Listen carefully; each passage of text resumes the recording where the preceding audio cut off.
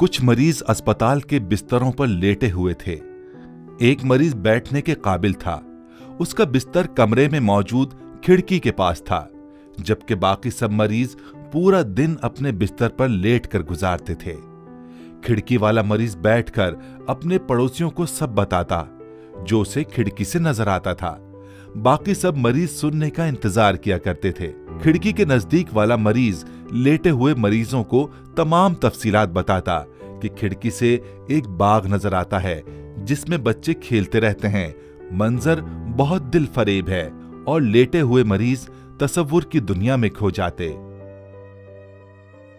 एक रात खिड़की के नजदीक वाला मरीज अपने मर्ज से लड़ते लड़ते मर गया। दूसरे मरीज ने बिस्तर खाली देखा और अफसुर्दा हो गया। फिर बामुश्किल सहारे से उठने की कोशिश की। खिड़की से पर्दा हटाया और बाहर देखने लगा। जब उसने बाहर देखा तो बाहर का मंजर बिल्कुल मुख्तलिफ था। अपनी तकलीफ भूलकर दूसरों को खुशी देने से बढ़कर दूसरी कोई खुशी नहीं होती। खुशी बांटने से बढ़ती है।